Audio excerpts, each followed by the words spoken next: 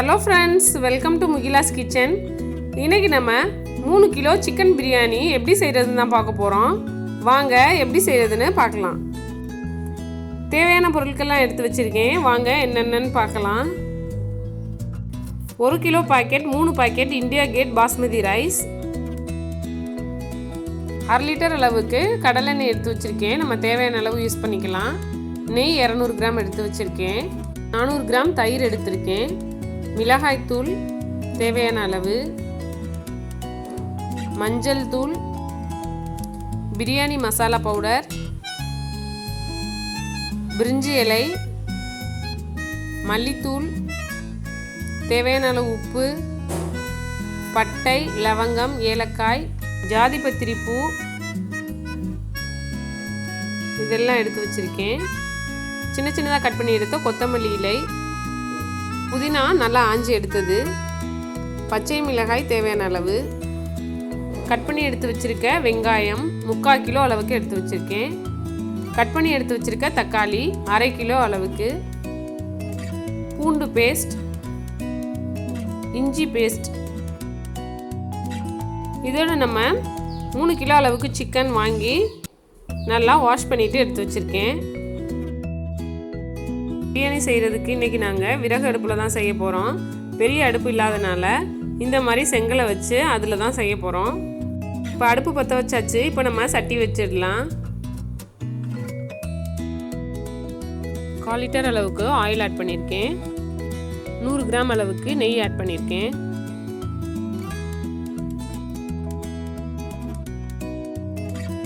நம்ம எடுத்து வச்சுருந்த பட்டை, லவங்கம், ஏலக்காய் இது எல்லாத்தையும் நம்ம சேர்த்துடலாம். நம்ம கட் பண்ணி எடுத்து வச்சிருந்த வெங்காயம் சேர்த்துக்கலாம். வெங்காயம் நல்லா வதக்கணும். நல்லா பொன்னிறமாக வர்ற வரைக்கும் நல்லா வதங்க விடணும்.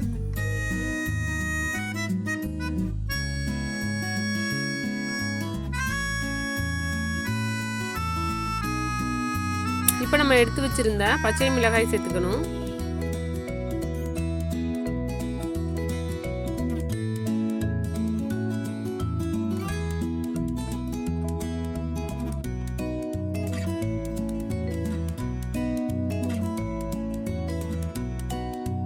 இப்போ வெங்காயம் நல்லா வதங்கிடுச்சு. இப்போ நம்ம எடுத்து வச்சிருந்த புதினா இலை, மல்லி இலை சேர்த்துக்கலாம்.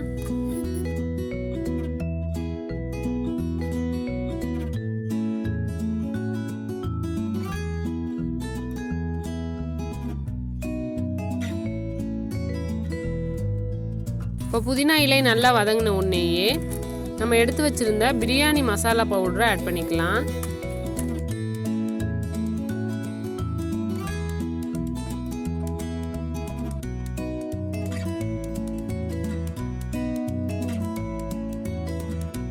இப்போ நம்ம எடுத்து வச்சுருந்த இஞ்சி பூண்டு பேஸ்ட் ஆட் பண்ணிக்கலாம். ஒரு 150 கிராம் பூண்டு பேஸ்ட் சேர்த்துருக்கேன். 100 கிராம் அளவுக்கு இஞ்சி பேஸ்ட் சேர்த்துருக்கேன். இப்போ நல்லா வதக்கி விட்டுடலாம். இஞ்சி பூண்டு நல்லா வதங்கின உடனேயே நம்ம கட் பண்ணி வச்சுருந்த தக்காளி ஆட் பண்ணிக்கணும். தக்காளி சேர்த்துட்டு கொஞ்சமாக உப்பு ஆட் பண்ணிக்கணும். அப்போ தான் தக்காளி நல்லா வதங்கும். தக்காளி நல்லா வதங்கின உடனேயே நம்ம கழுவி சுத்தம் செஞ்சு எடுத்து வச்சிருந்த சிக்கன் ஆட் பண்ணிக்கலாம்.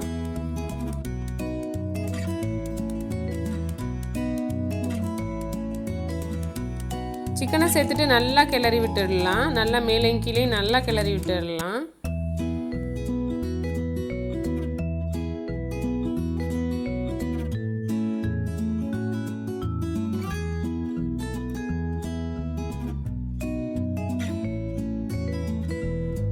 இப்போ நம்ம ஏற்கனவே பிரியாணி மசாலா சேர்த்தாச்சு. இப்போ காரத்துக்கு ஏற்ற மாதிரி மிளகாய் தூள் சேர்த்துருக்கேன்.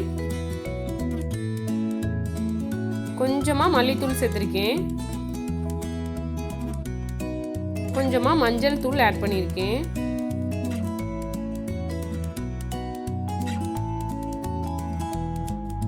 இப்போ நல்லா வதக்கி விட்டுடலாம்.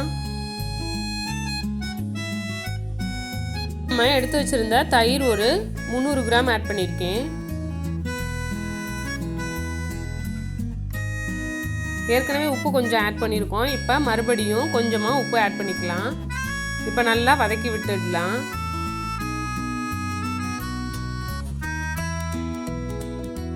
தயிர் சேர்த்துட்டு நல்லா வதக்கி விடணும். அப்போ தான் சிக்கனில் மசாலாலாம் நல்லா சேர்ந்து சாஃப்ட் ஆகும். இப்போ நம்ம எடுத்து வச்சுருந்த லெமன் ஜூஸ் ஆட் பண்ணிக்கலாம். இப்போ நல்லா மிக்ஸ் பண்ணி விட்டுடலாம்.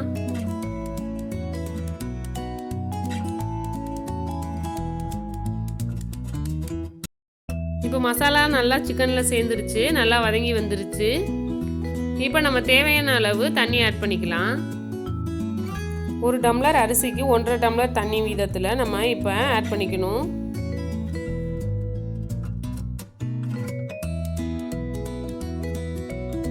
இப்போ நல்லா கலந்து விட்டுடலாம்.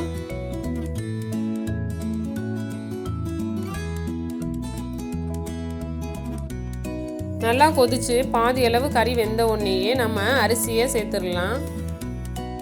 ஏற்கனவே 1/2 hour ஊற வச்சு எடுத்த India Gate basmati rice add பண்ணியிருக்கேன். இப்போ அரிசியை சேர்த்துட்டு நல்லா மிக்ஸ் பண்ணி விட்டுடலாம். நல்லா அரிசியிலலாம் மசாலா சேர்கிற மாதிரி நல்லா கலந்து விட்டுடலாம். அரிசி உடையாமல் பார்த்து கிளறணும். உங்கள்கிட்ட தோசை கரண்டி மாதிரி கரண்டி இருந்தால் அதை வச்சு நீங்கள் கிளறிக்கலாம். அடுப்பு நல்லா எரியட்டும். இப்போ நம்ம அரிசி பாதி வேர்க்காடு வேகிற வரைக்கும் ஒரு மூடி போட்டு மூடி வச்சிடலாம். இப்போ அரிசி பாதி அளவு வெந்து வந்துருச்சு. இப்போ நம்ம மேலே தேவையான அளவு நெய் ஆட் பண்ணிக்கலாம். ஒரு 50 கிராம் அளவுக்கு நான் ஆட் பண்ணியிருக்கேன். அப்படியே கரண்டியை வச்சு நல்லா சமப்படுத்தி விட்டுடலாம். பிரியாணிக்கு மேலே நம்ம மிச்சம் வச்சுருந்த கொத்தமல்லி இலை, புதினா இலையை சேர்த்துடலாம்.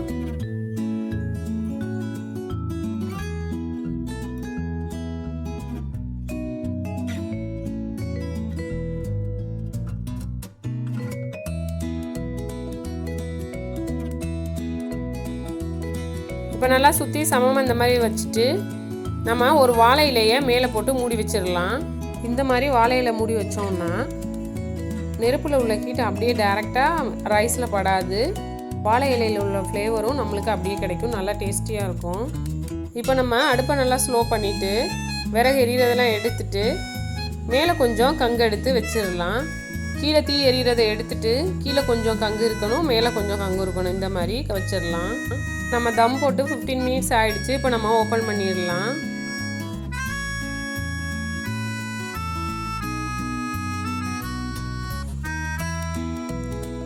இப்போ நம்ம இலையை எடுத்து பார்த்துடலாம். நம்மளுடைய சூப்பரான வீட்டிலேயே தம் பிரியாணி ரெடி ஆகிடுச்சு.